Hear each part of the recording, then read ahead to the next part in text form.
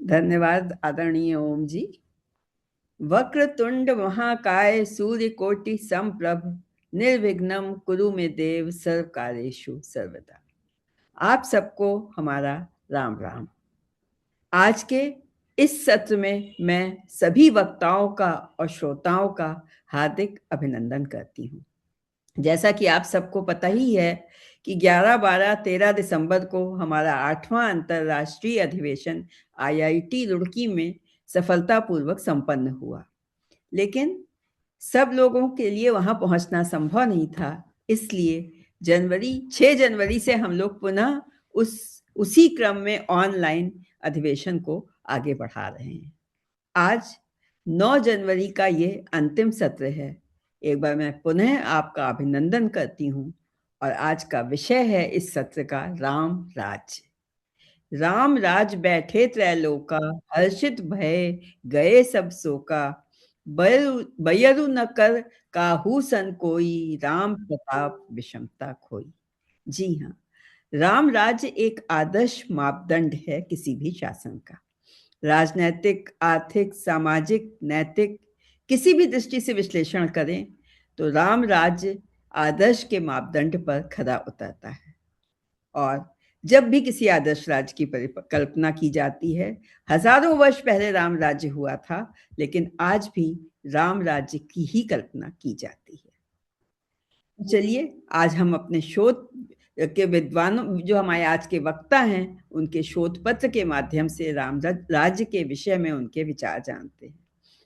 तो यदि स्मिता कुमारी जी यहाँ पर उपस्थित हों तो कृपया अपनी उपस्थिति बताएं, नहीं तो हम लोग आगे बढ़ते हैं। फिर स्मिता कुमारी जी, स्मिता कुमारी जी संभवतः अभी जुड़ नहीं पाई हैं इससे, और इसलिए हम थोड़ा सा आगे बढ़ते हैं। और श्री राहुल अनंत कुलकर्णी और मंदार महेश्वर राव कुलकर्णी जी उपस्थित हैं क्या? जी मैडम। जी, तो आपका सादर स्वागत है, यहाँ अभिनंदन है। आपका विषय और लोगों के लिए मैं बता रही हूँ कि राम राज्य और आधुनिक सुशासन है। तो आइए और अपने विचार प्रस्तुत करिए।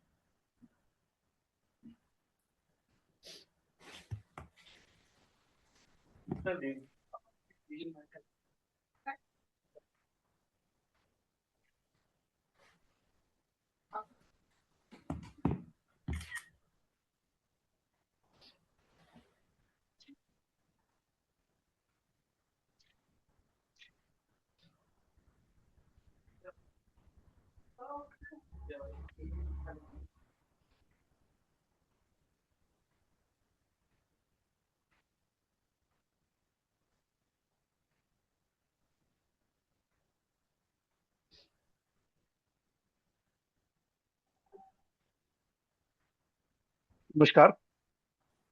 राम राज्य और सुशासन, इस विषय पे मैं कुछ यहाँ प्रस्तुत कर रहा हूँ। हमको सबको पता है कि राम राज्य की जो अवधारणा है, ये भारतीय संस्कृति में राम राज्य आदर्श शासन व्यवस्था के प्रतीक है। भगवान श्री राम को धर्म का साक्षात रूप कहा गया है और उन्होंने ऐसा शासन चलाया जिसमें न्याय, समानता, नैतिकता और लोक कल्याण सर्वोपरि थे। अगर हम आज के परिप्रेक्ष्य में संयुक्त राष्ट्र की बात करें तो संयुक्त राष्ट्र के अनुसार भी सुशासन का अर्थ पारदर्शी, उत्तरदायी, न्यायपूर्ण और लोकहित केंद्रित शासन चलाना है। राम राज्य और आधुनिक सुशासन की मूल भावना हम देख सकते हैं कि समान है। दोनों ही जन कल्याण और न्याय पर आधारित है। दैहिक दैविक भौतिकता पा राम राज्य नहीं कहोगे। राम राज्य में किसी भी व्यक्ति को शारीरिक, दैवी या भौतिक कष्ट नहीं व्याप्त था। प्रजा सुखी, भयमुक्त और समृद्ध थी। अगर हम राम राज्य में समानता और सामाजिक समरसता की बात करें तो भगवान श्री राम ने कभी जाति, वर्ग या संप्रदाय के आधार पर भेदभाव नहीं किया था। भेदभाव रहित शासन था। उन्होंने निषाद राजगुरु को अपनाया और शबरी के प्रेम को सम्मानित किया। इससे यह पता चलता है कि सामाजिक स्वीकृति भी वहाँ पूरे अवसर पर थी। समान अवसर थे। यह व्यवहार सामाजिक समरसता और समान अवसर की भावना का परिचायक है, जो इस आधुनिक लोकतंत्र का भी मूल मंत्र है। Public accountability. रामराज्य का एक महत्वपूर्ण तत्व था उत्तरदायित्व और लोक कल्याण की भावना। प्रभु श्री राम ने प्रजा की भावना का आदर करते हुए व्यक्तिगत सुख त्याग कर यह निर्णय आज लोकतांत्रिक शासन में पब्लिक अकाउंटेबिलिटी के नाम से हम जानते हैं। तो अगर हम इसको कोरिलेट करें तो हम हमें पता है कि भगवान श्री राम ने क्या क्या त्याग किए, और उन उन्होंने अपनी जनता की तरफ, अपनी जो प्रजा थी उनका ख्याल रखते हुए कई सारे निर्णय लिए। तो आज के लोकतांत्रिक शासन में पब्लिक अकाउंटेबिलिटी एक सर्वोच्च मिसाल है। शासन में कोई निजी स्वार्थ से प्रेरित नहीं था राम राज्य में। अगर हम आधुनिक सुशासन में यूनाइटेड नेशंस के जो यूएनडीपी के जो तत्व है, अगर उस पर बात करें तो वो प्रमुख से है उत्तरदायित्व, अकाउंटेबिलिटी, पारदर्शिता, ट्रांसपेरेंसी, कानून का शासन, रूल ऑफ लॉ, सहमति आधारित निर्णय, कंसेंसस, समानता और समावेश, इक्विलिटी और इंक्लूसिवनेस। तो ये जो मूलतः ये 8 तत्व है, इसमें हम पूरी तरह से देख सकते हैं कि ये सब रामायण में भी हमें पूरेपूर उनको फॉलो किया गया है, ऐसा हम जानते हैं। तो बहुत सरल रूप से हम जो भी अ, आज के इसमें यूनाइटेड नेशंस ने जो भी आधुनिक सुशासन की मार्गदर्शक दिए हैं, उनको पूरी तरीके से राम राज्य में उ- शायद उससे बहुत ज्यादा फॉलो किया गया है, ऐसा हम कह सकते हैं। जो 3 मुख्य बातें हैं, जन केंद्रित शासन, राम राज्य और आधुनिक लोकतंत्र, दोनों ही जो है उसकी नींव है वो जन केंद्रित शासन पर टिकी है। एक तरफ वहाँ राजा जो है वो प्रजा का सेवक और रक्षक होता था। आज की में शासन से हम अपेक्षा करते हैं, ये अपेक्षा है, पता नहीं कि हम अ, शायद कितनी अपेक्षा पे वो खरे उतरते हो अलग बात है, लेकिन डेफिनेटली वी आर एक्सपेक्टिंग कि वो शासन के सेवक और रक्षक के तौर पर काम करे। दूसरा जो प्रमुख बिंदु है वो है न्याय और धर्म। न्याय के निर्णय धर्म और नीति के आधारित पर थे, न कि व्यक्तिगत भावनाओं पर। भय, अन्याय और भ्रष्टाचार से मुक्त समाज ही राम राज्य में लक्ष्य थे, और आज के परिप्रेक्ष्य में भी वही लक्ष्य है। तीसरा जो महत्वपूर्ण बिंदु है वह है समावेशी विकास। समाज के सभी वर्गों को समान अवसर प्रदान करना और सामाजिक न्याय की स्थापना करना, ये राम राज्य का भी उद्देश्य था, और आज की परिप्रेक्ष्य में भी ये उद्देश्य है। और ये बहुत महत्वपूर्ण उद्देश्य आज के परिप्रेक्ष्य में भी हम ऐसे जानते हैं। जो सुशासन की प्रेरणा हम ले सकते हैं उसमें एक महत्वपूर्ण है नैतिक नेतृत्व, शक्ति के साथ संयम और दया का संतुलन, लोकहित सर्वोपरि, शासन का प्रत्येक निर्णय जन कल्याण के उद्देश्य से लिया गया है, नागरिक चेतना, जिसमें नागरिकों को शिक्षा, जागरूकता और उत्तरदायित्व राज्य के विकास का अवश्य अंग माना गया है। इसमें अगर हम लोकहित सर्वोपरि इस पर विचार करें, और तो आज के परिप्रेक्ष्य में अगर देखा जाए तो भारत की जो भूमिका है, विशेष रूप से जैसे यूनाइटेड स्टेट्स ऑफ अमेरिका अपेक्षा कर रहा है कि कैसे हम बर्ताव करें, कैसे व्यापार में विशेष करके हमारा स्वभाव रहे। लेकिन चाहे हम अभी चर्चा में है कि बहुत 500% टैरिफ तक अगर लगा सकते हैं, अगर रशिया से हम तेल खरीदना बंद कर दे। लेकिन जैसे अगर हमने कई सारे भाषणों में अपने फॉरेन मिनिस्टर जयशंकर जी को सुना होगा, तो उनमें हमको पूरी तरह से ये दिखता है कि हमारी भारत की जो स्टैंड रहेगा वो बिल्कुल लोकहित सर्वोपरि रहेगा, ताकि केश किसी दूसरे बड़ी शक्ति के दबाव में आके हम कुछ निर्णय करेंगे। मुझे लगता है ये जो यूक्रेन के मामले में जो हमारा स्टैंड है, ये लोकहित सर्वोपरि इसको पूरी तरह से वहां रिप्रेजेंट करता है। महात्मा गांधी जी ने भी बहुत अच्छा इसके बारे में लिख चुके हैं वो। यदि आज के शासक वर्ग और नागरिकों इन सिद्धांत को आत्मसात करे तो भारत पुनः एक राम राज्य की ओर अग्रसर हो सकता है। जिसकी कल्पना महात्मा जी ने की थी। रामराज्य एक व्यावहारिक शासन सिद्धांत है जो आज भी लोक नीति के लिए प्रेरणा स्रोत है।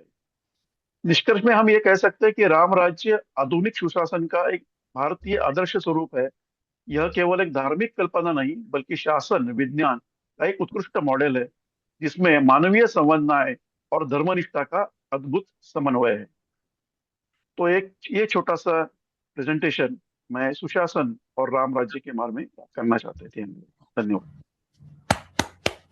बहुत खूबसूरत आपने तुलनात्मक अध्ययन प्रस्तुत किया राम राज्य का और आज के जो सुशासन होना चाहिए जिसकी अपेक्षा की जाती है वो क्या होती है। और यूएनओ जैसा कि आपने बताया यूएन के हिसाब से जो है उसके नियम है भी वही जो लोकहित के लिए हो और जो राम राज्य की परिकल्पना थी उसी पे आधारित आज के भी नियम हैं। वो बात दूसरी है कि आज उसको हम इतना निभा नहीं पा रहे हैं क्योंकि आज हम कलयुग में हैं और राम राज्य में उसको सफलतापूर्वक सार्थक रूप से निभाया जाता था।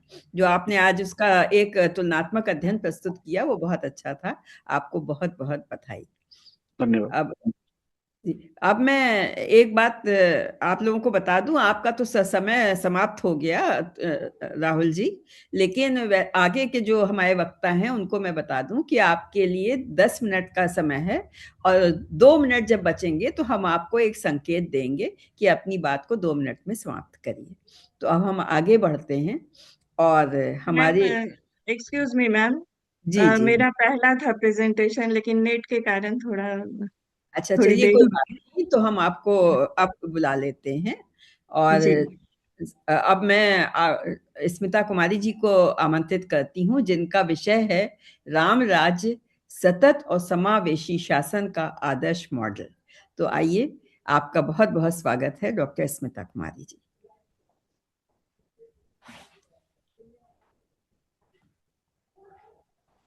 मैम मैं शेयर कर रही हूँ। हाँ हाँ जी।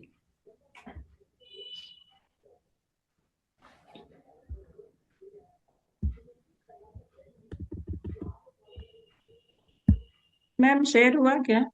जी हाँ, आ रहा है आ रहा है।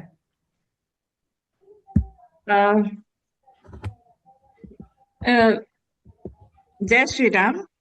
मैडम आप शुभ उसको संध्या। रन कीजिए प्लीज, प्रेजेंटेशन को प्लीज प्रेस F5। ओ जी जी जी।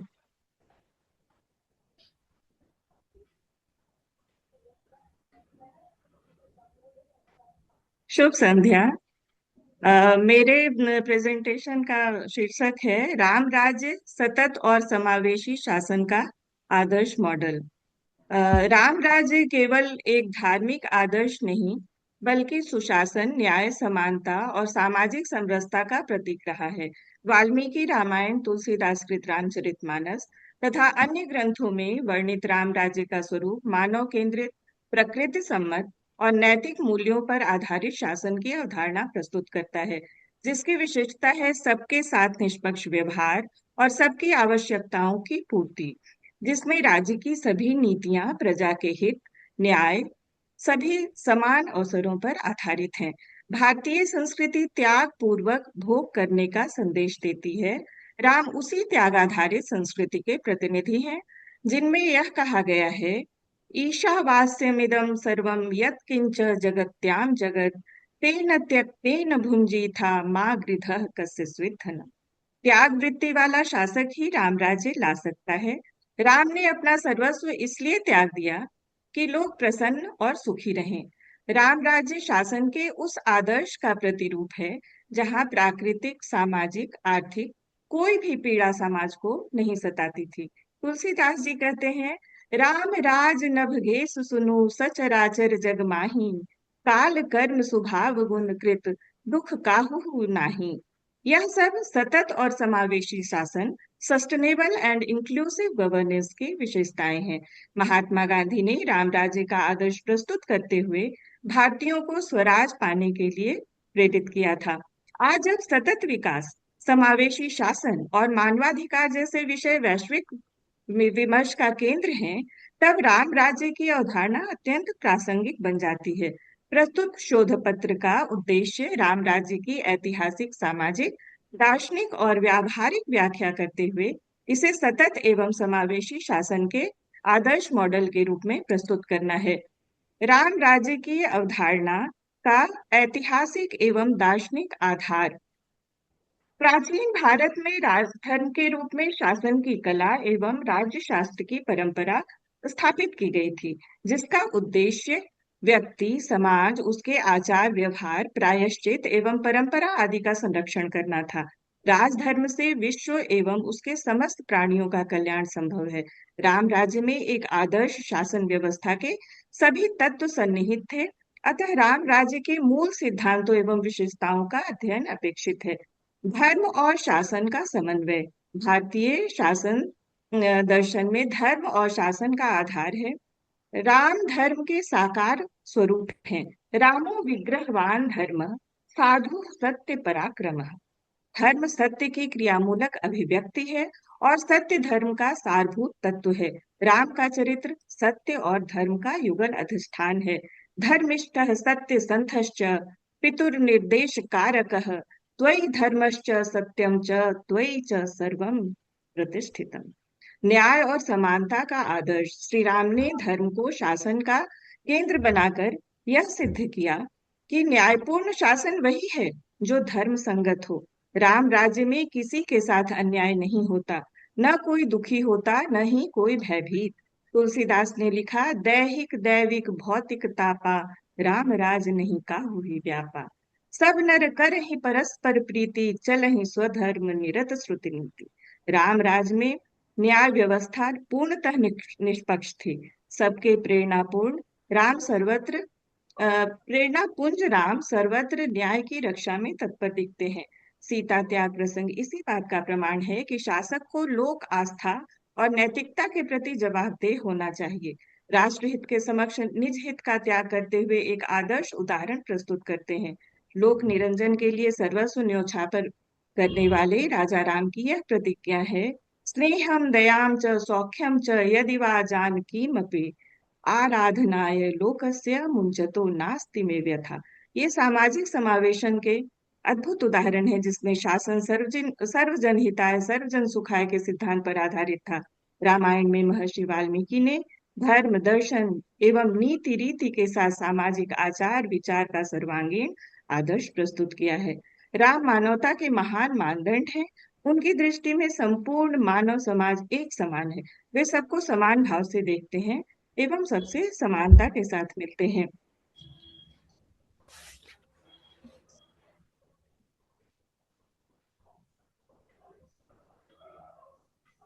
राम राज्य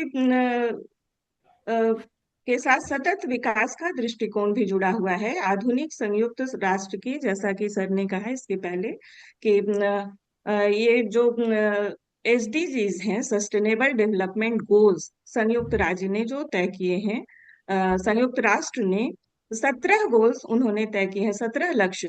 उसमें आर्थिक, सामाजिक और पर्यावरणीय संतुलन, ये तीनों समाहित है। राम राज्य इन तीनों का उत्कृष्ट उदाहरण प्रस्तुत करता है। आर्थिक समृद्धि और न्यायपूर्ण वितरण था उसमें। राम राज्य में कोई गरीब या भूखा नहीं था। कृषि, व्यापार और श्रम सभी के लिए समान थे। स्पष्ट है कि शासन का उद्देश्य समृद्धि का न्यायपूर्ण वितरण था, न कि केवल राजसत्ता का केंद्रीकरण। अयोध्या नगरी धन धान्य से संपन्न थी। रामायण कालिक समाज एक श्रमजीवी समाज था, जिसमें चारों वर्णों के लोग अपने कर्तव्यों का पालन पूरी तन्मयता के साथ करते थे और प्रजा का उत्थान भी ही राज्य का लक्ष्य था। पर्यावरण संरक्षण एवं प्रकृति सम्मान भी हर सर्वत्र मौजूद था। राम राज्य की परिकल्पना प्रकृति के साथ सामंजस्य में थी। श्री राम स्वयं वनवास काल में प्रकृति के साथ सह अस्तित्व का उदाहरण प्रस्तुत करते हैं। वे वन देवियों, नदियों, पर्वतों का सम्मान करते हैं, जिससे इको सिविलाइजेशन का आदर्श सामने आता है। वाल्मीकि रामायण इस चेतना का काव्यमय प्रकटीकरण है। यहाँ प्रकृति केवल पृष्ठभूमि नहीं बल्कि सहचर के रूप में चित्रित है। तुलसीदास भी कहते हैं, फूल ही फल ही सदा तरु कानन, रहि एक सब संग गज पंचानन, भग मृग सहज बयरु बिसराई, सबन्हि परस्पर प्रीति बढ़ाई। यह राम राज्य तुलसी का एक सुखद स्वप्न लोक है, जिसकी कल्पना वे सामाजिक व्यवस्था के रूप में करते थे। इस प्रकार राम राज्य में न केवल मनुष्य बल्कि प्रकृति भी अनुशासित एवं मर्यादित आचरण करती है। सामाजिक पूंजी और मानवीय विकास। राम राज्य में शिक्षा, धर्म, कला, संस्कृति और पारिवारिक मूल्यों का संरक्षण था। मनुष्य का विकास केवल आर्थिक नहीं बल्कि नैतिक और आध्यात्मिक उन्नति पर आधारित था। अन्याय पर न्याय की अंततः विजय का निरूपण करना रामायण का प्रमुख आशावादी पक्ष है। यह मानवीय जीवन मूल्यों का विश्वकोश है। इसके महान चरित्र अत्यंत प्राणवान और वास्तविक हैं। अनीति का दमन, नीति का उन्नयन, पशुता का विरोध और मानवता का प्रवर्धन, यही राम राज्य का आदर्श है। राम राज्य और समावेशी शासन का तात्विक विश्लेषण भी मैंने किया है। इसमें शासन में प्रत्येक व्यक्ति की भागीदारी और समान अवसर राम राज्य में 4 स्तरों पर देखा जा सकता है। राजनीति समावेशन, इसमें मैंने यह बताया कि शासन जो था वो परामर्श प्रधान था। वे मंत्रिमंडल, ऋषियों, प्रजा प्रतिनिधियों और भ्राताओं से परामर्श करके निर्णय लेते थे। यह परामर्श मूलक शासन आधुनिक लोकतंत्र की भावना से मेल खाता है। श्री राम भरत से कहते हैं कि नीति शासनिकों एवं गोपनीयता का पालन करने वाले अमात्यों की मंत्रणा ही राजाओं का मूल मंत्र है। एको अप्यमात्यो मेधावी शूरो दक्षो विचक्षणः राजानम राजपुत्रम वा प्रापयेन महतिम श्रियम। राजा को कैसा होना चाहिए, प्रजा के प्रति, राष्ट्र के प्रति उसका क्या कर्तव्य होना चाहिए, राम इसके उत्कृष्ट आदर्श हैं। राम ने समाज में के सभी वर्गों को एकता के सूत्र में पिरोने की चेष्टा की। केवट को अपने हृदय से लगाकर, वनवासिनी शबरी को मातृतुल्य सम्मान देकर, वंचित शोषित सुग्रीव को न्याय दिलाकर, वनवासी तपस्वियों ऋषियों की आतताई राक्षसों से रक्षा का उत्तरदायित्व निभाकर उन्होंने एक सच्चे राजा होने का कर्तव्य निभाया। राम प्रजा वत्सलता का आदर्श प्रस्तुत करते हैं। इसमें ये महाभारत का श्लोक बहुत ही यहाँ पर प्रासंगिक है। न त्वहम कामये राज्यम न स्वर्गम न पुनर्भवम कामये दुख संतप्ता नाम केवलम आर्ति नाशनम। श्री राम ने वनवासी, निषाद, सबरी जैसे समाज के वंचित वर्गों को भी सम्मान और समानता का स्थान दिया। यह सामाजिक समावेशन और अंत्योदय की भावना का उत्कृष्ट उदाहरण है। राम राज्य में प्रत्येक व्यक्ति को उसके योग्यता के अनुसार अवसर मिले, न कोई भूखा था न बेरोजगार। यह इंक्लूसिव ग्रोथ का आदर्श मॉडल है। राम राज्य का में समाज का प्रत्येक वर्ग, ब्राह्मण, क्षत्रिय, वैश्य, शूद्र अपने अपने कर्तव्यों में संतुष्ट और परस्पर सम्मान के भाव में स्थित था। तुलसीदास ने अति सुंदर वर्णन करते हुए कहा है, अल्प मृत्यु नहीं कवनयु पीरा सब सुंदर सब विरुद्ध शरीरा नहीं दरिद्र को दुखी न दीना न को अबुध न लक्षण हीना। नैतिक समावेशन भी दिखाई पड़ती है। श्री राम की नीतिमत्ता, साधुता और सद्गुण संपन्नता सर्वोपरि है। राम राज्य में नैतिकता शासन की आत्मा थी। राजा से लेकर सामान्य प्रजा तक सभी धर्मानुसार आचरण करते थे। यही मोरल इंक्लूसिविटी की नींव थी। श्री रामचंद्र जी के राज्य पर प्रतिष्ठित हो जाने पर तीनों लोग हर्षित हो गए। उनके सारे शोक जाते रहे, कोई किसी से वैर नहीं करता। श्री राम के प्रताप से सबकी विषमता, आंतरिक भेदभाव मिट गए। तुलसीदास जी कहते हैं, वर्णाश्रम निज निज धर्म निरत वेद पथ लोग चलहि सदा पावहि सुखहि नहीं भय शोक न रोग। राम राज्य में शैक्षिक एवं सांस्कृतिक संवर्धन की क्या स्थिति थी, इसके विषय में भी मैंने वर्णन किया है कि वाल्मीकि रामायण में उत्कृष्ट शैक्षिक स्थिति का वर्णन उपलब्ध होता है। सभी द्विजों को शिक्षा का अधिकार था। शिक्षा का मुख्य उद्देश्य मनुष्य को सत्यवादी, सुशिक्षित एवं सुसंस्कृत बनाना था। गुरु शिक्षा हेतु ऐसे शिष्य का चयन करते थे जो संस्कारी, सदाचारी, सुयोग्य एवं उत्साही होता। छात्र जीवन में आत्मानुशासन एवं इंद्रियों के संयम पर विशेष बल दिया जाता था। विद्या को तप की तरह अर्जित करना होता था। राम राज्य में नारी की स्थिति क्या थी? यत्र नार्यस्तु पूज्यन्ते रमन्ते तत्र देवता। यह दृष्टिकोण भारतीय समाज की नारी के सम्मान की प्रतिष्ठा करता है। रामायण इसी सांस्कृतिक पृष्ठभूमि में रचित है। नारी का स्वरूप बहुआयामी है। कभी वह करुणा और त्याग की प्रतीक है, तो कभी नीति, शक्ति और आत्मसम्मान की ध्वजवाहिका। वह परिवार की मर्यादा की रक्षक और समाज की नीति नायिका दोनों है। नारियों को समाज में सम्मान प्राप्त था। लोगों में नारी के प्रति द्वेष एवं द्रोह, घृणा की भावना का वर्णन नहीं है। नारी को भी घरों में समुचित रूप से शिक्षा दी जाती। श्रौत एवं स्मार्त क्रिया और मंत्रों के विषय में उन्हें समुचित ज्ञान का उल्लेख प्राप्त होता है। सा क्षौम वसना हृष्टा नित्यम व्रत परायणा अग्निम जुहोति स्म सदा मंत्रवत कृत मंगला। नारियों को समाज में सम्मान प्राप्त था। लोगों में नारी के प्रति द्वेष, द्रोह, घृणा की भावना का वर्णन नहीं मिलता है। लेकिन कन्या, बहन और अनुज वधु को काम दृष्टि से देखने पर मृत्यु दंड का विधान था। इसलिए श्री राम ने अपने छोटे भाई सुग्रीव की पत्नी का अ, अपहरण करने वाले लोकाचार से भ्रष्ट कपीश्वर बाली का वध कर डाला। सीता का चरित्र भारतीय नारीत्व की पराकाष्ठा है। वह केवल राम की पत्नी नहीं, बल्कि धर्म की मूर्त स्वरूप है। उनकी भावनाएं, निर्णय और त्याग इस महाकाव्य को मानवीय बनाते हैं। अब मैं अपना निष्कर्ष पढ़ सकती हूँ। राम राज्य केवल एक पौराणिक या धार्मिक आदर्श नहीं, बल्कि एक सार्वकालिक शासन दर्शन है जो धर्म, नीति, न्याय और मानवता के समन्वय से विकसित हुआ। यह एक आदर्श, समतापूर्ण समाज और न्यायपूर्ण शासन का प्रतिनिधित्व करता है। वाल्मीकि विरचित रामायण में प्रचलित मध्यकालीन रामचरितमानस में तुलसीदास द्वारा आगे प्रचारित राम राज्य की अवधारणा में एक मानवीय दृष्टिकोण अंतर्निहित है जो सदाचार, शांति और सद्भाव पर जोर देता है। यह मॉडल आधुनिक शासन की अनेक जटिलताओं का समाधान प्रस्तुत करता है। नैतिक शासन की पुनर्स्थापना, सतत विकास के साथ सामाजिक समानता, पर्यावरणीय संतुलन और सांस्कृतिक संरक्षण, इसलिए इसकी प्रासंगिकता अक्षुण्ण है। यदि वर्तमान प्रशासनिक ढांचा राम राज्य के मूल सिद्धांतों धर्म, न्याय, लोक कल्याण, समरसता को व्यवहार में उतारे तो एक सतत, समावेशी और मानव केंद्रित शासन व्यवस्था संभव है। राम राज्य की भावना से प्रेरित होकर आज भी कई नीतियां भारत में सरकार द्वारा चलाई जा रही हैं। बहुत ज्यादा हो चुका है। ठीक है मैम। तो निष्कर्षतः हम कह सकते हैं कि यदि हम अपने समृद्ध भारतीय परंपरा और मूल्यों को व्यवहार में उतारना चाहते हैं, तो हमें अपने सामाजिक और नैतिक मूल्यों को हर रूप में, हर स्तर पर बनाए रखना होगा। यही रामायण और उसके राम राज्य का सच्चा संदेश और आधुनिक नेतृत्व के लिए एक अमूल्य प्रेरणा है।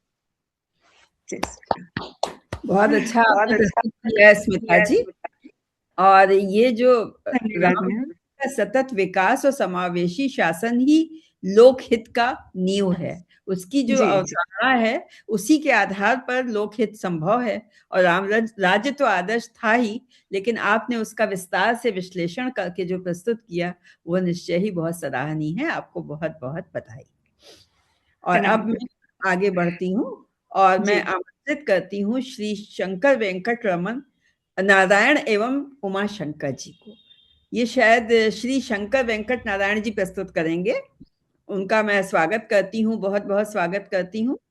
और जब कोई भी अच्छा आदर्श राज्य होता है, शासन होता है, तो वो तभी आदर्श बन पाता है जब उसका राजा आदर्श हो। तो एक राजा के क्या कर्तव्य होते हैं, उनका क्या राजधर्म होता है, इसी विषय पर शंकर वेंकट नारायण जी और उमा शंकर जी अपना शोध पत्र प्रस्तुत करने जा रहे हैं, जिसका विषय है ड्यूटीज ऑफ द रूलर, राजधर्म इन टुडेज ग्लोबल कॉन्टेक्स्ट। आपका बहुत बहुत स्वागत है। Most welcome. नमस्कार नमस्कार, सर्वेभ्यः नमो नमः। 1 मिनट दे दीजिए मैडम। मैं जी जी जी जी जी जी बिल्कुल।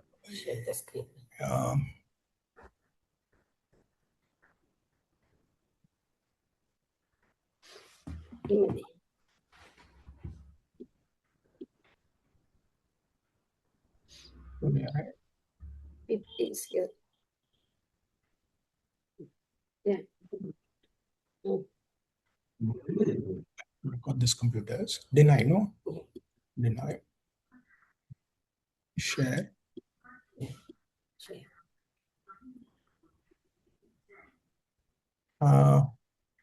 एक मिनट मैडम। जी जी आप सेट कर लीजिए। Sharing is not happening. या तो मैडम कुछ सिक्योरिटी सेटिंग है, मैं यही चाह रहा हूँ। Can you go to the next speaker? I will change my settings by then. ठीक ठीक ठीक ठीक। हम अगले वक्ता को आमंत्रित करते हैं।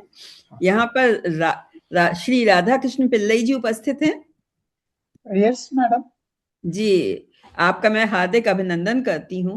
और रामायण और भगवत गीता हमारे सनातन धर्म के सर्वश्रेष्ठ ग्रंथ हैं और उनकी जो गाथा है, संदेश है, वो यदि ऊपर से देखा जाए तो सर्वथा भिन्न प्रतीत होते हैं, लेकिन हम उनके गूढ़ आध्यात्म को समझें तो कहीं कोई सूत्र है जो उनको जोड़ता है।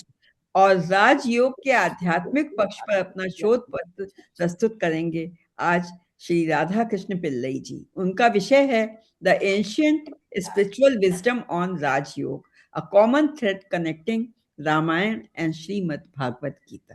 आपका स्वागत है Radha Krishna ji. Respected Alka ji and distinguished delegates, very good evening to everyone.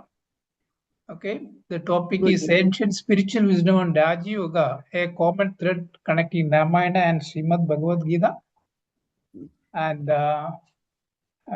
for Raja Yoga, I have taken the Raja Yoga wisdom that is being imparted through Brahma Kumaris. It is basically, if you look at the what is happening in the world is basically interplay of three entities: the soul, the supreme soul, and the nature made of 5 elements. And soul is a conscious entity dealing the body and doing everything through the body. And the supreme is the supreme of all the souls, again as a constant point of light. And the body is made of 5 elements of the earth. And the supreme soul, regarded as the father of all souls, is a point of divine light, and is also ocean of all wisdom, knowledge, powers, and virtues. You can see reference to point of light in almost all belief systems. Okay, when you come back to the soul, it has 3 subtle entities, faculties: the mind, intellect, and sanskar. Mind bring the thought, intellect basically kind of take the decision or judgment. And once you kind of translate a thought into action, it becomes part of our sanskar or impression. And the soul is originally pure with all virtues: knowledge, purity, love, peace, happiness, bliss, and power. And over a period of time, soul starts losing its original virtues. That is what is shown through the cycle of time. Consists of 4 yugas: Satyuga, Treta Yuga, Dwapar Yuga, and Kali Yuga. Satyuga and Treta Yuga, the soul were having all its original virtues and it was fully soul conscious. And Dwapar Yuga and Kali Yuga started losing its virtues because of the body consciousness. As a result, started suffering from sorrow and peacelessness. Again, the cycle has to repeat. That is, Satyuga and Treta should come, and that is another way we call the Ram Rajya, in fact, where everything is perfect. The soul is perfect, and the nature is in harmony with the soul, and everyone leading a peace and happy life. Okay, in the Raj Yoga, the soul is originally pure and peaceful, as I mentioned earlier, and the supreme soul is the purifier and the guide. When the soul becomes impure, it purifies and guides back to liberation. And the vices are the inner enemies of the soul. There's ego, anger, greed, etc.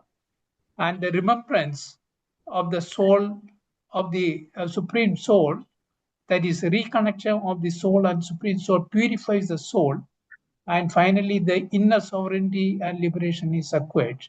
So the meditation practice include being soul consciousness and remember the supreme soul, concentrate, contemplate, realize, and experience the virtues. So here we have seen the soul, which is originally pure and conscious, and the supreme soul is ever pure and divine guide.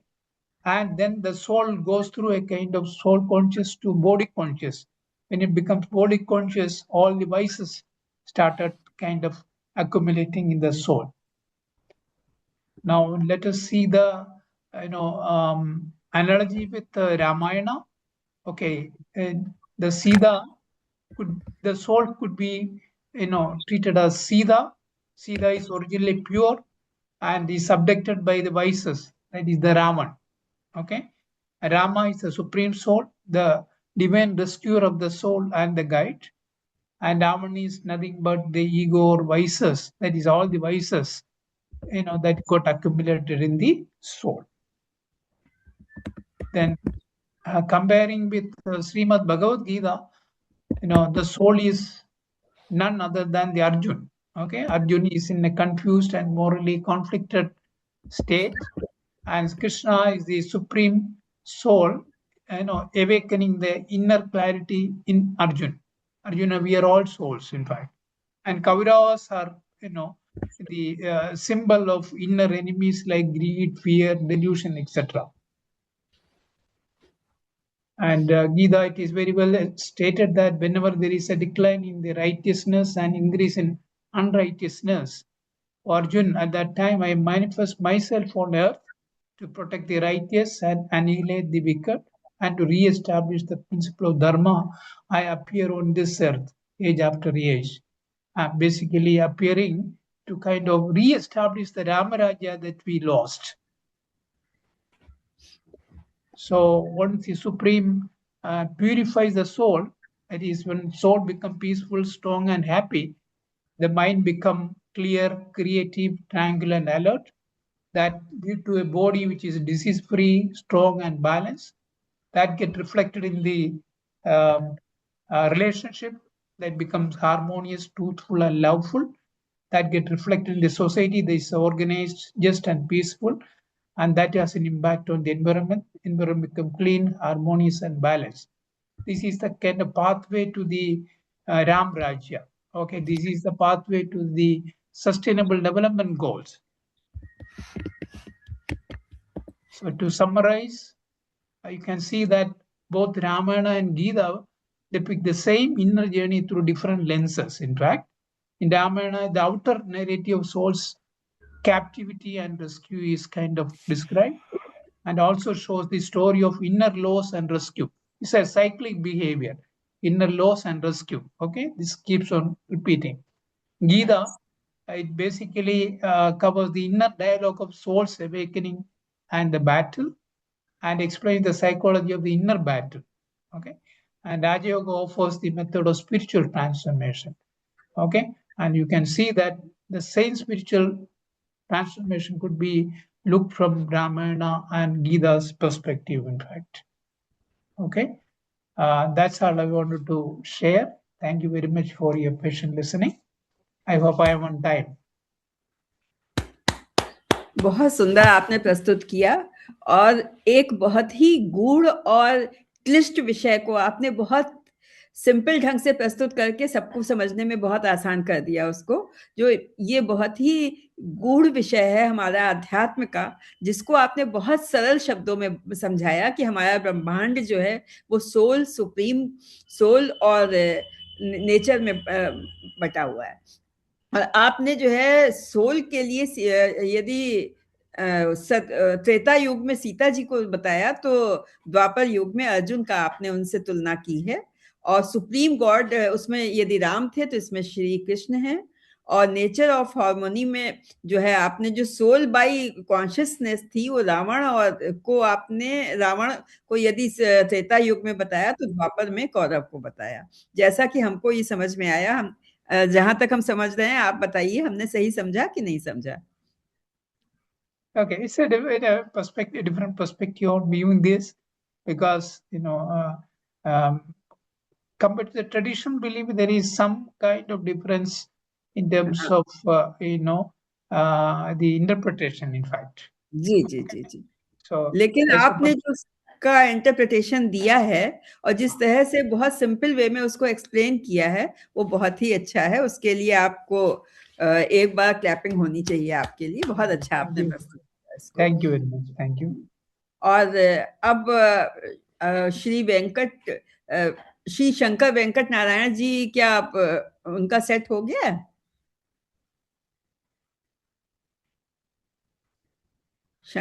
Shri Shankar ji, आप क्या उपस्थित हैं यहाँ पर?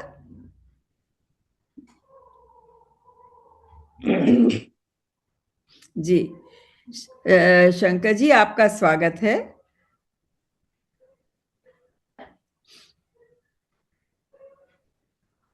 You are not audible, Shankar ji. नहीं, madam, आप सुनाई तो नहीं, स्क्रीन तो दिख रही है लेकिन आवाज नहीं आ रही है।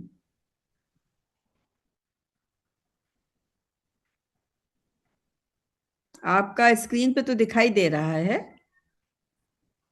सर्वेभ्यः नमो नमः। जी जी, अब सुनाई दे रहा है। Yes. Thank you, organizers, for giving me this opportunity. I'm going to talk about duties of a ruler, Ramayana's Rajadharma in today's global context. And I would like to prove that even after almost 10,000 years, the principles enunciated in Rajadharma are very much relevant in today's political landscape. Ramayana is multi-generational in appeal because it is not just a chronicle of Lord Rama's life, but it is a guide for harmonious living at the individual level and at the community and societal level. Why is that so? Because of the central character, Rama, who is Ramo Vigrahavan Dharma. He is the epitome of Dharma. That is why Ramayana has multi-generational appeal. Rajadharma is essentially code of conduct for the ruler. And in Valmiki Ramayana, Rajadharma is elaborated through a series of questions that Rama poses to Bharata at Chitrakuta. This is in Ayodhya Kanda, Sarga 100. And these are the questions. And I will also be talking about the parallel in today's political parlance. Are the people living peacefully, respecting the king and following the king's orders? This is what Rama asked Bharata. This is law and order today.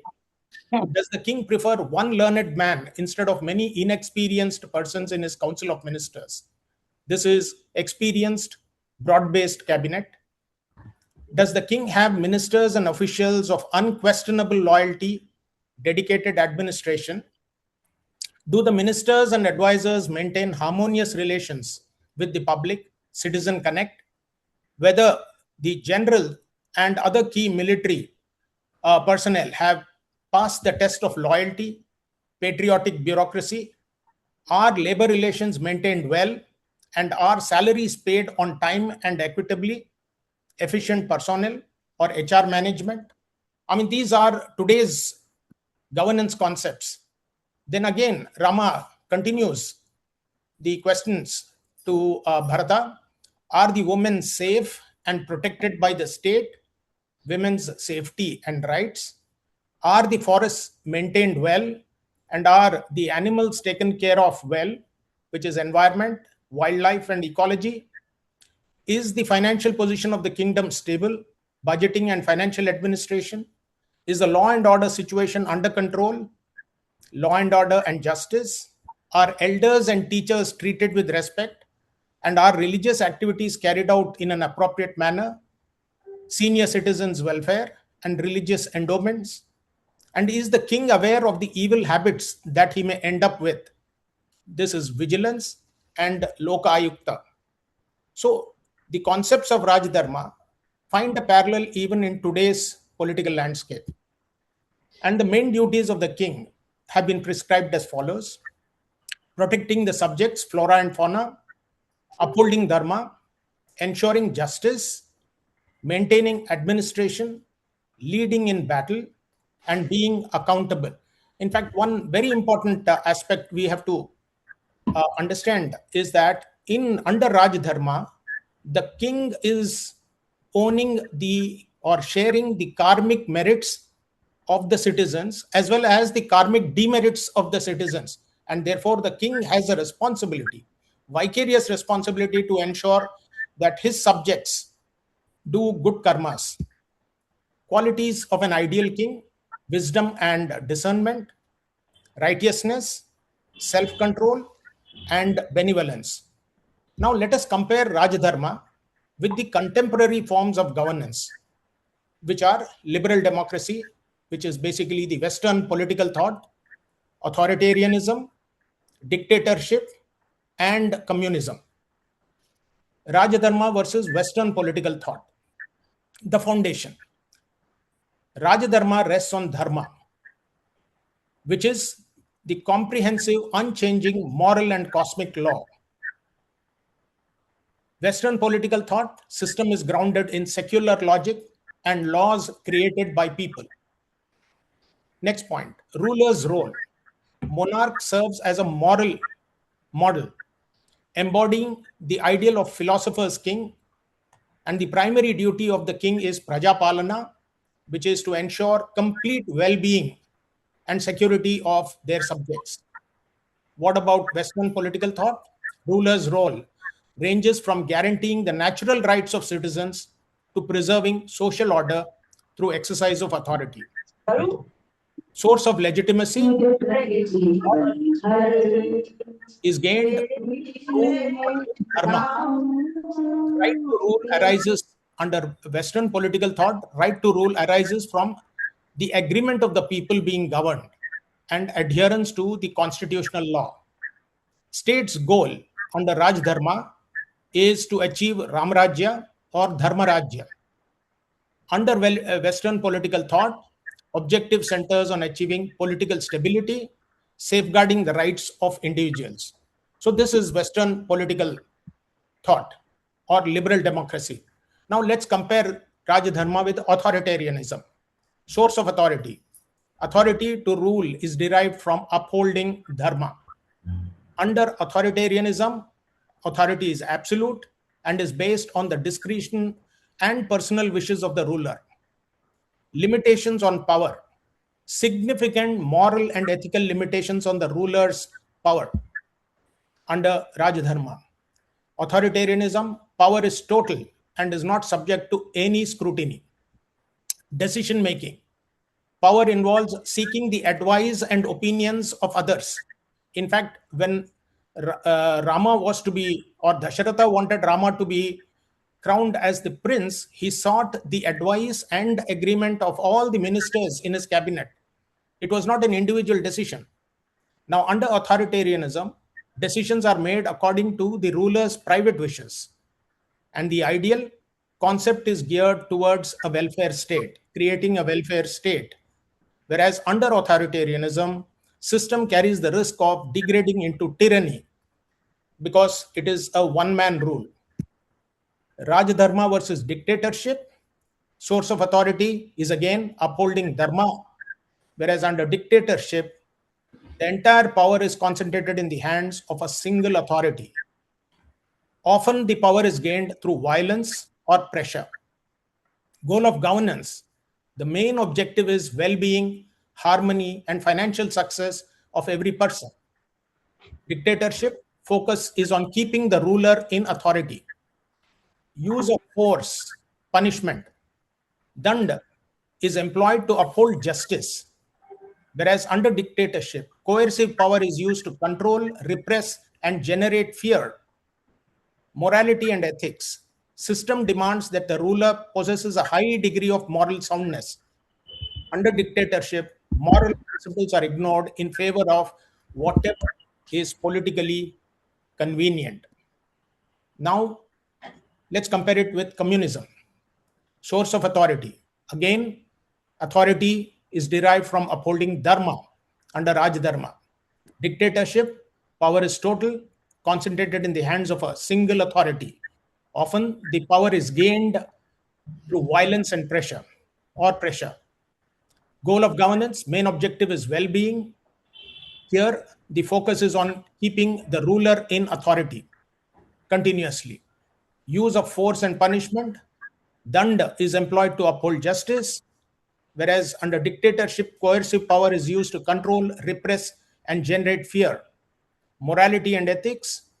System demands that the ruler possesses a high degree of moral soundness, practices self-control, and maintains ethical behavior. Whereas under dictatorship, moral principles are ignored in favor of whatever is politically convenient, provides personal enjoyment, and secures one's survival. And give करो ना everlasting legacy also is due to the fact that the fundamental tenets of Rajya and Rajadharma are applicable even today. And I'm going to explain it in this slide. There is a very famous saying, Yatha Raja Tatha Praja. And therefore, to have virtuous citizens in any land, the ruler has an important role to play. Now, अब 2 minute आपके बचे हैं अभी. Okay, madam. When compared to authoritarianism, dictatorship, and communist frameworks, Rajadharma fares better because the ruler is a servant leader, guided by an all-encompassing moral code.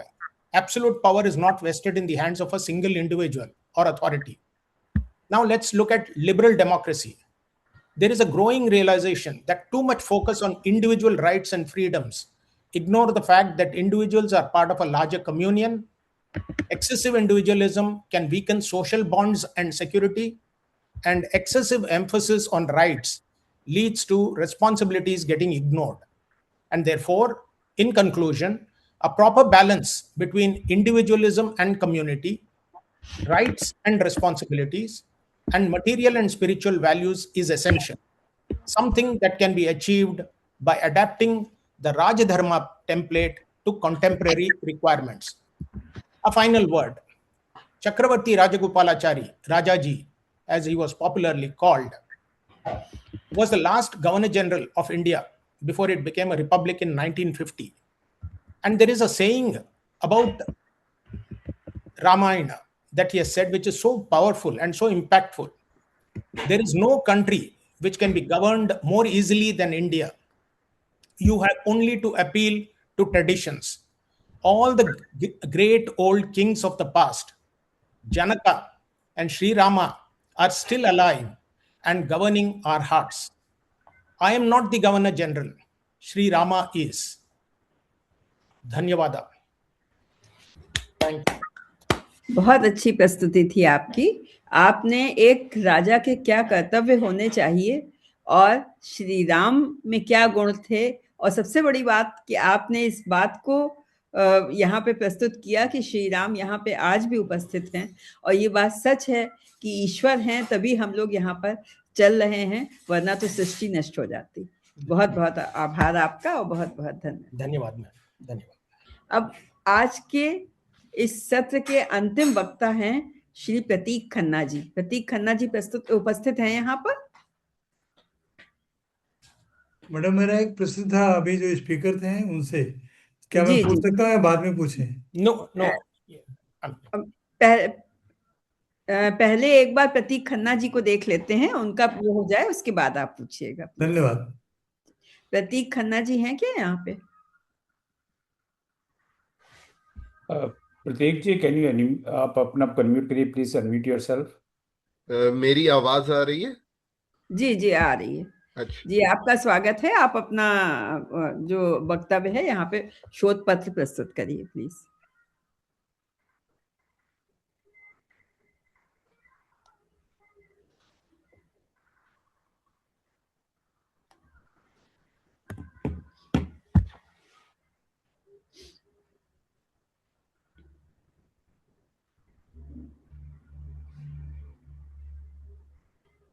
सभी को नमस्कार. My presentation is titled Guidance from Ramayana on Navigating Moral and Ethical Dilemmas in Life. The Ramayana offers a rich repository of ethical insights that remain relevant across time. In this presentation, we examine how the narrative and characters illustrate principles of dharma that help individuals make wiser choices. We also explain how these lessons can be applied to contemporary ethical challenges. This analysis draws on a close reading of the Ramayana and its key episodes involving moral decision-making. The characters were studied, and secondary commentaries and scholarly interpretations were used to support the framework.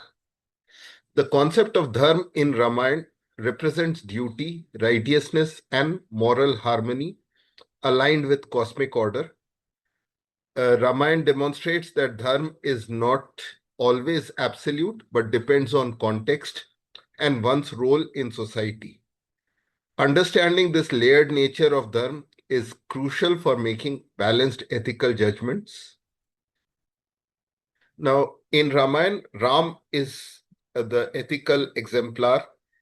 His decision to embrace exile when he had the power to pursue alternate options, it illustrates his commitment to duty above personal gain or comfort. Throughout the epic, he consistently chooses the morally upright path, even when it causes personal loss. His leadership demonstrates how compassion and justice must work together. The next most important character is that of Mata Sita. Sita ji represents integrity, autonomy, and inner courage, especially during moments of adversity, particularly while in captivity.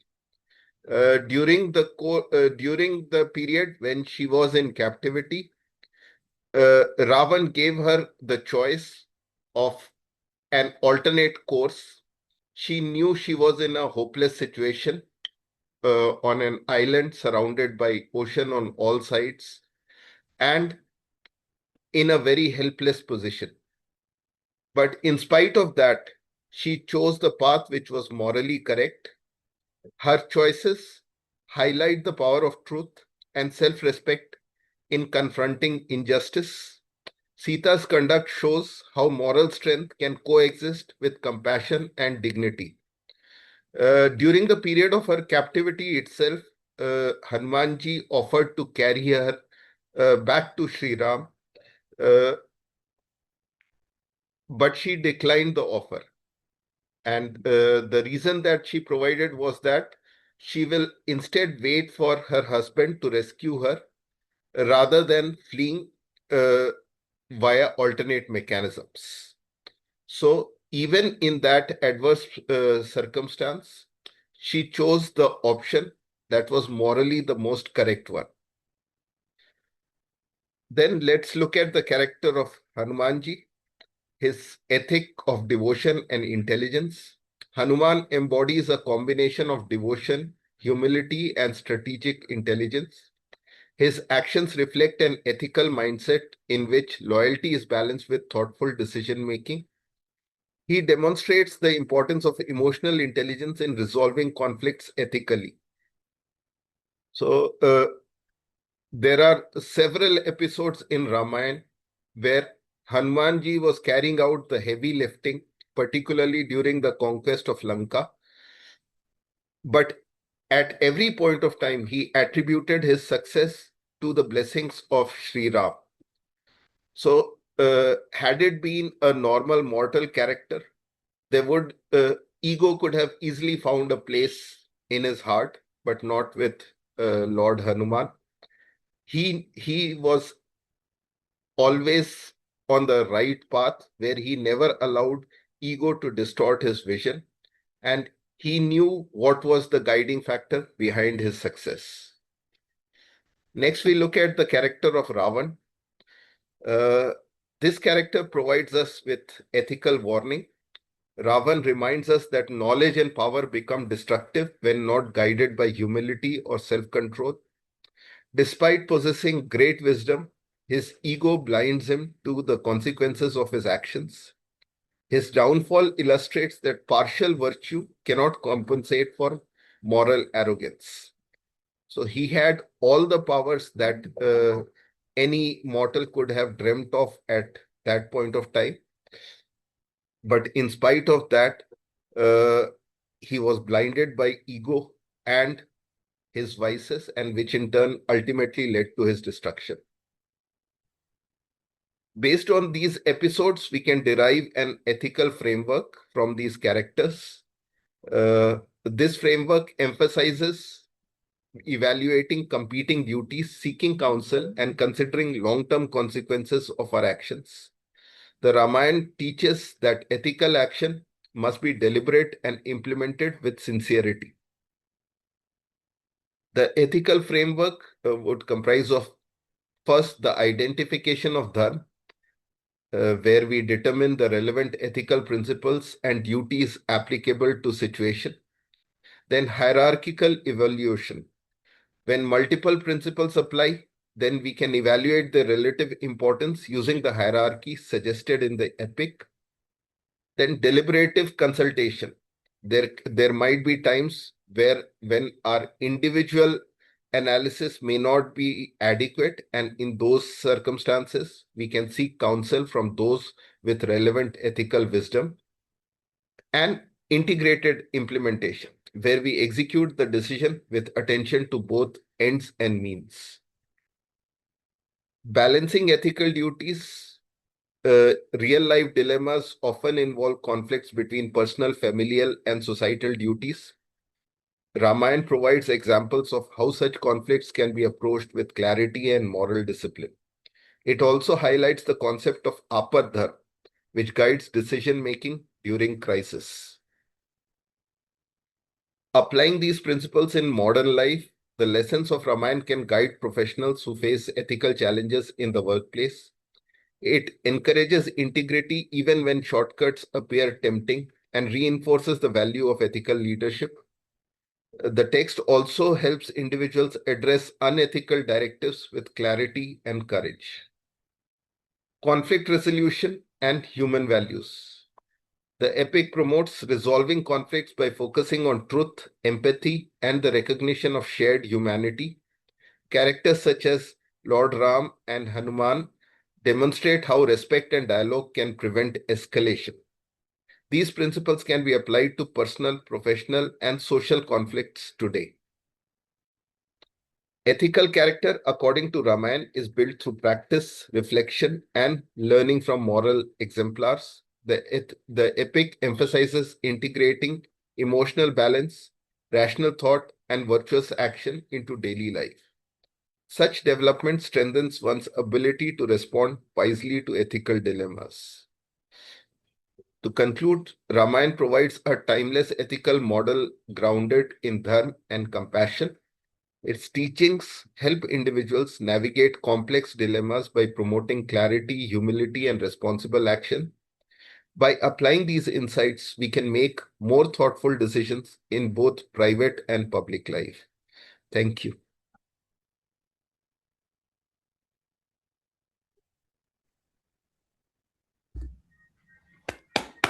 बहुत अच्छा आपने प्रस्तुत किया और रामायण के जो moral और ethical dilemma है उसके बारे में आप बहुत सरल और पॉइंट वाइज आपने जिस तरह से उस पूरी रामायण का सारांश प्रस्तुत कर दिया उसके लिए आपको बहुत बहुत बधाई।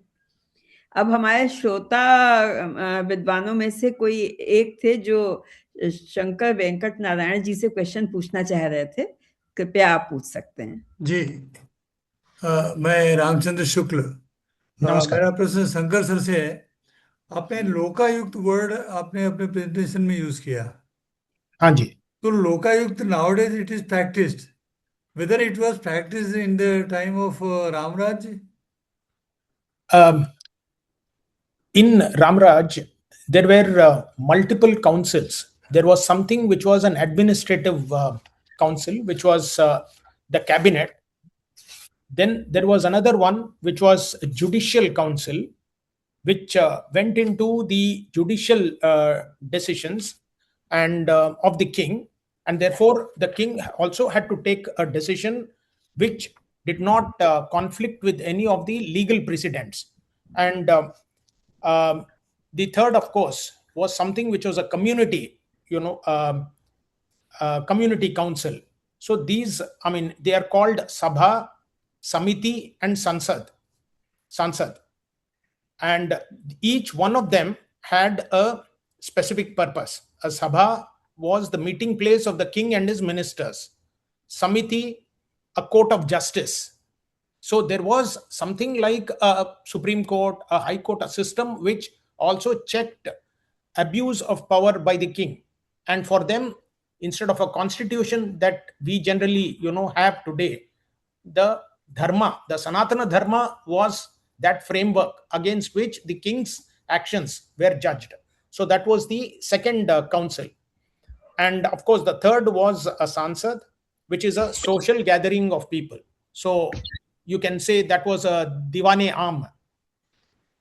Diwane Khas would perhaps be the Council of Ministers. And then there was this Samiti, which was the justice, a court of justice. आपके रिसर्च का ये जो आपने जो बुक्स या जो ग्रंथ आपने कंसल्ट किए वो वाल्मीकि रामायण या फिर रामचरितमानस या फिर और कोई रामायण है? Valmiki Ramayana, I've taken it from also a series of articles on king's duty that was published in the Hindu newspaper in 2013. Then I have also looked at a research paper produced, by Prashanta, which I have quoted in my article. I've given references. Ideal polity as seen in Ramayana, its relevance for contemporary society. This appeared in International Journal of Creative Research Thoughts. So this was it. And then, Okay. yeah, Western Okay, political thank you. philosophy, I've taken it from others. Encyclopedia Britannica and Plato, The Republic. Okay, thank you sir, thank you very much, thanks lot. आज की चर्चा यहीं पे समाप्त होती है। आज सुश्री स्मिता कुमारी जी, राहुल अनंत कुलकर्णी जी और मंदार महेश्वर राव कुलकर्णी जी का संयुक्त ये शोध पत्र था। शंकर वेंकट नारायण और उमा शंकर जी का संयुक्त शोध पत्र था। राधा कृष्ण पिल्लई जी और अंत में प्रतीक खन्ना जी ने अपने शोध पत्र प्रस्तुत किए। आज की चर्चा निश्चय ही बहुत ज्ञानवर्धक थी और रोचक थी। हम लोगों को बहुत से नए पक्ष सुनने को मिले राम राज्य के बारे में, और इस सत्र को हम यहीं पर समाप्त करते हैं। और आदरणीय ओम जी से मैं अनुरोध करती हूँ कि वो जो है अपना यहाँ पे समापन की घोषणा करें। बहुत बहुत धन्यवाद अलका जी, आपके उत्तम संचालन के लिए बहुत बहुत आपको बधाई और धन्यवाद। आपने समय से का सत्र पूरा कर दिया। समय अभी 5 मिनट बाद शेष हैं। सभी वक्ताओं का बहुत बहुत आभार इस सत्र में और उसके पहले वाले सत्र में। तो दोनों संचालन पहले सुबह या शाम कहना चाहिए मुझे इस बात के अनुसार 6:30 से 8:15 प्रोफेसर राहुल कुलकर्णी जी ने संचालन किया। अति उत्तम संचालन, वो भी समय से पूरा हो गया और ये भी समय से पूरा हो गया। तो सभी वक्ताओं का बहुत बहुत आभार। Thank you all the speakers, really appreciate it and very well precisely conceived presentations. It's an amazing work all of you are doing. And of course, all the listeners, सारे श्रोता, तो श्रोता नहीं हो तो वक्ता की क्या फिर कीमत है। तो सब श्रोताओं का बहुत बहुत आभार। आप नियमित रूप से आ रहे हैं और सबको सुन रहे हैं। So I want to thank you and congratulate everybody. But as I have been saying, picture तो अभी बाकी है। We still have 2 more days to go. Tomorrow will be our 5th day, I think, of the online presentations. So tomorrow we will start at 7 p.m. To 8:30 p.m. तो कल 8 paper है और the title of the session is Shri Ramcharitmanas. So कल के paper करीब करीब रामचरितमानस पर आधारित है, किसी पक्ष को लेकर। So please try to join. The link is same as you already know, same link. So 7 p.m. Sharp we will start. So if you have any question for me, तो आप मेरे लिए क्वेश्चन हो तो आप बताएं। कोई प्रश्न हो जिसका समाधान अगर मुझसे हुआ तो मैं करने का प्रयास करूँगा। कल जी कहिए। कल क्विज 8 बजे के भी हाँ, कल 3 कार्यक्रम। हाँ, मैं कल 3 कार्यक्रम है। तो 7 बजे से 8:30 तक तो अपना ये चलेगा। और अपना जो एक हर महीने हम क्विज करते हैं कौन बनेगा राम भक्त, वो 8 बजे से शुरू होगी 15 मिनट के लिए। 8 से तो थोड़ा सा कॉन्फ्लिक्ट तो है कल, पर वो कुछ इसका कोई इलाज नज़र नहीं आ रहा, नहीं तो 1 दिन और हमें एक्सटेंड करना पड़ता। तो चलिए जो प्रभु की मर्जी। तो थोड़ा सा 15 मिनट के लिए अगर आप क्विज ले रहे हैं तो उस 15 मिनट आपको थोड़ा सा मिस करना पड़ेगा, अनलेस कल का हम कैंसिल कर रहे हैं या उसको कुछ और, पर I think it's too late now to cancel also, क्योंकि सबको सूचित किया जा चुका है। तो 8 बजे से 8:15 तक वी हैव दिस क्विज, कौन बनेगा राम भक्त। काफ़ी लोग, आप में से कई लोग उसमें भाग लेते हैं, तो that will be a little time when you might have to miss out some of these presentations. पर सब रिकॉर्ड तो हो ही रहा है, तो बाद में यूट्यूब में हम देख सकेंगे। और 9 बजे हमारा जो सर साप्ताहिक कार्यक्रम होता है, साप्ताहिक सभा होती है श्री रामचंद्र भवन की। और इस सभा में 9 बजे पहले विष्णु सहस्त्रनाम का पाठ हुआ, जिसमें करीब 20 मिनट लगते हैं। और उसके बाद में भगवान विष्णु के नामों पर आदरणीय डॉक्टर राजवाणी शर्मा दीदी जो यहाँ पर है, वे इस चर्चा को आगे बढ़ाएंगी। करीब करीब 6-7 महीने से ये चर्चा चल रही है, और हम राजवाणी दीदी से हमने भगवान विष्णु के विविध नामों के बारे में कुछ न कुछ हर हर हर महीने नए नए शब्दों को जान रहे हैं, सीख रहे हैं, समझ रहे हैं। कोई और मेरे लिए कोई प्रश्न? So we have this online presentations tomorrow as well as on Sunday. Sunday will be also 7 p.m. So मुझे पता है आप सब व्यस्त हैं, कई का सांसारिक जिम्मेदारियां भी हैं। ठंड भी बहुत पड़ रही है, विशेष करके उत्तर भारत में, तो वहाँ थोड़ा मुश्किल तो हो जाता है, मैं समझता हूँ। अभी मैं भारत से लौटा हुआ हूँ, तो अब यहाँ मैं आराम से बैठा हुआ हूँ। यहाँ तो टेम्परेचर इतना हाई हो रहा है कि हमें अभी एसी चालू करना पड़ेगा, ऐसा लग रहा है।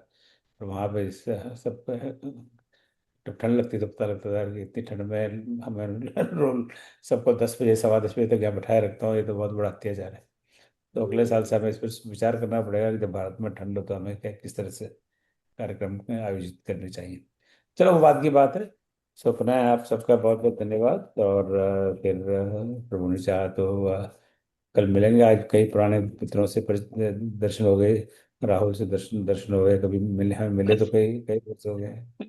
प्रोफेसर राधाकृष्ण पल्ले हमारे बहुत पुराने परिचित मैनेजमेंट के प्रोफेसर हैं कोझिकोड में, उनके भी आज दर्शन हुए। तो बहु बहु लाभ प्राप्त हो रहा है इस कार्यक्रम से। तो प्रभु अंत में शांति मंत्र के साथ आज का कार्यक्रम समाप्त कर रहे हैं। ठीक 10 बजे हो जाएगा मेरे समय के अनुसार। ओम सर्वेषां स्वस्तिर्भवतु, सर्वेषां शान्तिर्भवतु, सर्वेषां पूर्णं भवतु, सर्वेषां मङ्गलं भवतु। ओम सर्वे भवन्तु सुखिनः, सर्वे सन्तु निरामयाः, सर्वे भद्राणि पश्यन्तु, मा कश्चित् दुःखभाग् भवेत्। ओम असतो मा सद्गमय, तमसो मा ज्योतिर्गमय, मृत्योर्मामृतं गमय। ओम शांति शांति शांति। जय श्री